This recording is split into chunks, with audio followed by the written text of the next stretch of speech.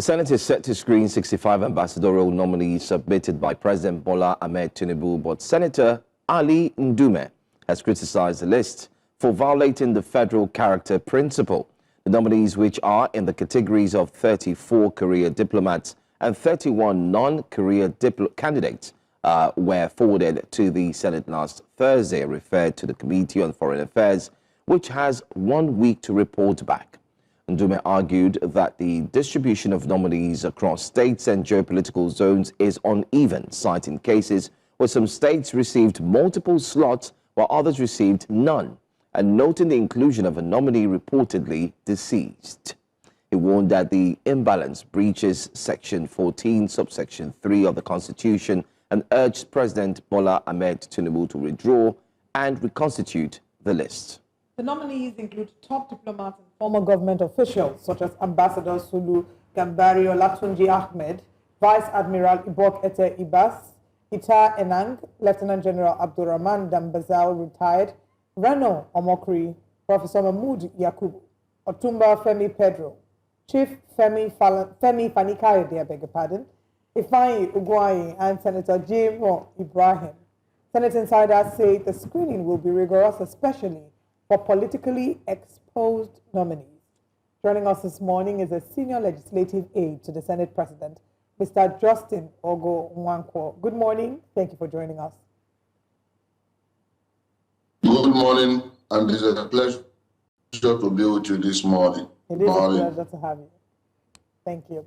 So let's talk about what the next steps will be for the Senate. Is there going to be an official address? I mean, these are very strong claims that Senator Ndume has made, that the ambassadorial list breaches the federal character principle. Will the Senate address it, or just move over and continue to the next step? Well, Senator Ndume is one out of the 109 senators that we have at the 10th National Assembly. So you would expect that within the rules of the House, just like as the President of the Senate has already instructed, a greater percentage of this screening, I believe, will be done by the Senate Committee on Foreign Affairs. But still, under the what you may call the authority of the President of the Senate, he may still decide to bring it to the very chambers for every member of the Senate to look at it. Now, there is no need for any serious address, neither there is any need to take out of context whatever any of the senators are saying. Senator Ali Ndume is one of the senators, a seasoned one at that. So his remarks, I believe, will be part of what will be laid at the table of the Senate. By the time the screening begins, I believe he will have the opportunity not only to have aired it as he did with the media, but this time around to bring it to the floors of the Senate, where his fellow senators and colleagues will also have the opinion. So I believe there is no need to overflog his statement. It is his own right and within his own context to do that. But I believe for the term screening, what it simply means is that at all times, all gray hairs, all dots, and all eyes will be there. So let's Nigerians believe that at the Senate, under the watchful eyes of Senator Godfrey Akpabio, GCON, we do the needful. It is a screening exercise, and it will be thorough and rigorous. Those who watched that of CG Musa, now Minister of Defense, will see that it took the Senate almost the whole day to screen these appointments. So it's not enough for Mr. President to have done the appointments. Within the constitutional aims and the barriers, you will see the Senate sweep in to begin to do their job. It's a thorough exercise, and I can tell you, Nigerians will be better off after that exercise. Okay. Mr. Nwankwo, you said it's a thorough exercise, and you also rightly cited the screening of retired General C.G. Musa. One of the reasons why that screening exercise lasted so long was because the senators knew the portfolio he was going to be feeling, that's defense, and then they could ask the questions that were suited to his portfolio. But are we going to get a situation where the names are just forwarded and they screen them without knowing what destination or countries they will be posted to? Should we expect the executive to attach their postings in order for the Senate to do a thorough job before they're screened? Well, thank you very much. You know, every presidency has its own routine methods of operation. We have watched President Bola Ahmed Tinubu when he submitted the list of his ministerial nominees. You could see that from what he did at the time, there were attachments, more or less, of the portfolios. So it makes it a lot easier for questions and for every other member of the National Assembly, especially at the Senate, to have their questions and their tasks cut out. If I assume that that is going to be the case because there is a precedent, that's what you call systems of operation. If President Bola Ahmed Tinubu's system is that he attaches it, so we are expecting that these ambassadorial nominees, of course, they have also been able to clearly delineate those who are career ambassadors and those who are non-career ambassadors. So it makes the task easier. And now, with the question you asked, we are expecting, taking from what we may call precedence, that there will be attachments of portfolios. However, this is purely a prerogative of Mr. President. The Senate cannot compel him to do this. He has only done what he has to do within the constitutional rights to forward his list. The prerogative of assigning them their different countries or consulars is purely that of the president. But we are expecting that it is attached. And let me say this also, that the senators are themselves Nigerians. So let us not see them as neither super Nigerians nor alienated or a little bit marooned from what Nigerians are thinking. They are reading, they are watching. Even as we speak, they are also following the news. And therefore, they are Nigerians like us. And so whatever thing that it is the burden of the people, whatever thing that people are clamoring for, especially in the names that are there and every other thing that a lot of people are saying in the media, be rest assured that this 10th Senate is a robust one. If you see the level of debates, the level of opinions that come up, especially when issues like this arise, then you will know that we are in this screening for a hard debate. I cannot preempt what will happen, but I can tell you that this screening is something every Nigerian must glue his eyes and his ears to the national TV, especially those correspondents of the National Assembly within the media and the international media space. Okay, just to run through two questions quickly. My first question is, some quarters feel that this list, the nominees are being rushed. The names are rushed just to meet up with the demands, especially since the United States had made that strong statement through its president, President Donald Trump. We've seen a list that is coming up and is looking very, very rushed. And on that same list, there's a name that was mentioned. I'm talking about Senator Talba, who had died 5 months ago. So do you actually agree with the fact that this list was rushed? And secondly, maybe, just maybe, the Senate would need to ask the president to take his time and go through the names again before reviewing it and then sending it back to them. What's your take?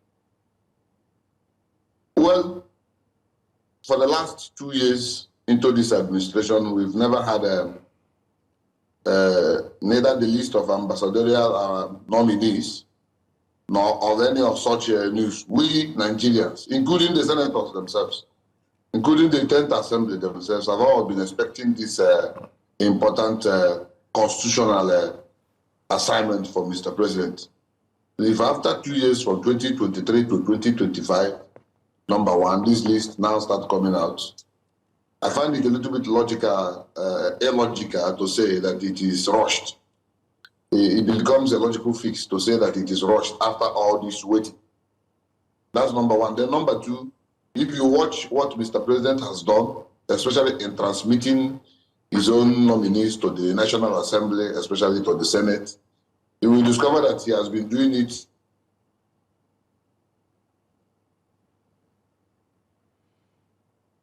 A little network glitch there. We're hoping to have Mr. Nwankwo join us back again. Hopefully the network is stable, but it calls for question because the said name, Senator Adamu Garba Talba, died in July. That's about 5 months ago, but his name is actually on that list. Kind of like a reminiscent of what we did see with the late former Nigerian President Muhammadu Buhari, who also appointed dead or late politicians to government boards, not just once, but multiple times in 2017 and also in 2020. If you're here, you can go ahead, please. Well, with reference to the name in question that has been adjudged deceased, I think it is not. It is a matter of what will also be found out. The media has just said this. Perhaps in the course of the screening, more revelations will come about this name.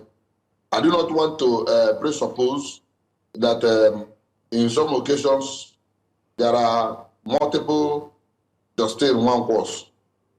One can say that Justin Nwankwo is no more there, while at the end of the day, it is not Justin Nwankwo who is black in complexion that is in the equation. But like I said, this is a nomination list that is coming to the Senate. It is being transmitted. Do you think it's rushed? Do you think it's rushed? It has not to do with the names there. The duty of the Senate is to screen them. If the Senate finds out that one of the nominees is dead and is actually confirmed dead and not duplication of names or some other person answering the same name, the Senate will also unveil it. I do not believe that we are going to preempt the activities of the screening here. Let the names come before them. Okay. All right. Network issues again. Hopefully we get that right, but let's see. I get the point of Mr. Nwankwo is saying that, you know, sometimes people have two names. You might not be the only Jonathan Hansen in there Nigeria. Might be someone else. There might be someone else. So when it gets to the floor of the Senate, they'll decide if it's actually that person or not. And he's also saying that the precedent that we've seen in this government, but I can't recall the government attaching portfolios. But we have Mr. Nwankwo back, so Olive, you could go ahead and ask your question. All right, thank you very much for sharing with us. Wanted to get your thoughts again regarding the screening process and what you think the screening process would be like. And maybe from your assessment, who and who do you think would have the most thorough screenings? We know that there are some politically exposed persons on the list. So maybe you can share with us who you think would have the most, or who and who you think would have the most thorough screening. Well, the truth of the matter is that me and you know, just like you and me know, me and you and me know. There are names already that are generating what you.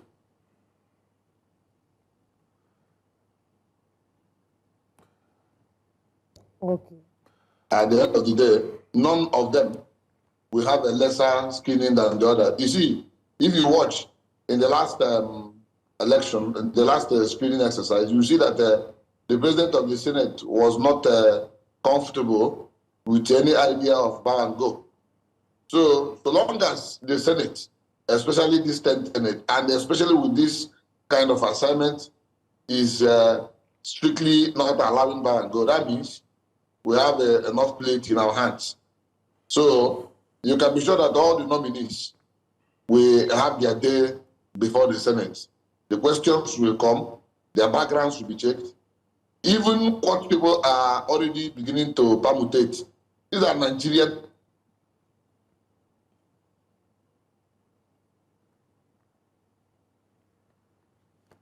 utterances. They will look at people's background, history. Already before these nominees are forwarded, their security reports must also have been attached alongside their portfolios and their qualifications. The remaining part now is to weigh them on the scale of history, to weigh them on the scale of their patriotism, to weigh them on the scale of their capacity to become ambassadors, the face of government, of Nigerian government across the world, especially now that the Nigerian community and the Nigerian international relations, especially in relation to America, is a little bit on the edge. So I'm sure that the Nigerian senators, especially Senator Godswill Akpabio's led 10th Senate, will not allow any of these people who may not qualified to go through in this screening. So I expect some names to get it hot. Well, I may not be able to preempt the Senate, but I'm sure that there will What be... names are we talking about? What names? At least give us one. I'm only an aide. I can only tell you, I can only preempt what will happen.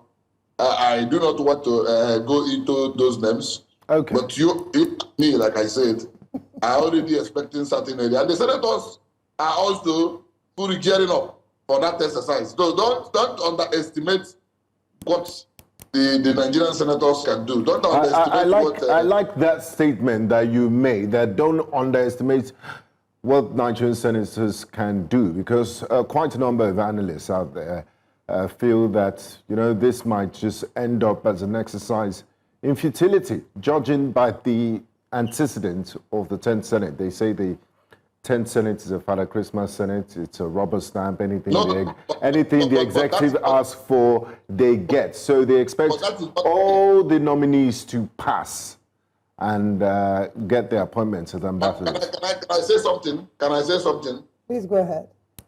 During the screening of the ministerial nominees and the inception of this government, we must, just like I mentioned about portfolio, you must have to be historical. It is of history and of historicity. These are our guides. During the last, you cannot say this current Senate is a Father Christmas. Some names that came up in the names forwarded by Mr. President in 2023 ministerial screening nominees, some of those names fall flat before the Nigerian Senate, especially this 10th Senate. You and me know that some of the names that was forwarded by Mr. President, the senators led by Senator Goswell and Abio's 10th Senate, were not able to screen them. They didn't pass the screening. So it's not a Father.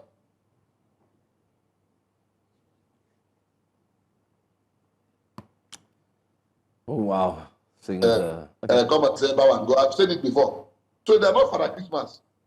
There is a prominent name, and there are a lot of prominent people whose names were forwarded to the Senate during the ministerial list, who the Senate did screened and they said they did not pass. And therefore, they didn't become ministers today. So ambassadorial list cannot also be the difference. I'm not expecting a Father Christmas approach. I do not. That's why I say don't even though it's December. What do you say?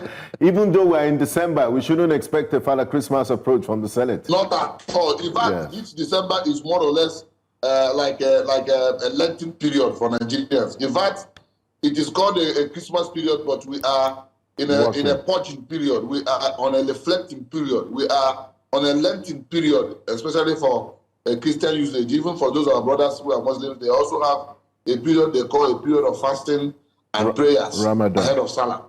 So this is a period that even though the festive season approaches, but the Nigerian mood is so. Hello. Oh, well. Mr. Nwankwo just told us that there won't be on 1 December in the Senate this December. On 1 December, I think that's what he's highlighting, by the way. Mr. Nwankwo, if you're there. It seems that has been disconnected, but thank you very much, Mr. Ogoo Nwankwo, for joining us. We'll continue to follow the screening exercise at the Senate and see what the next steps are. Of course, like he said, you and me know, I and you know, we all know some of the names that should get thorough screening.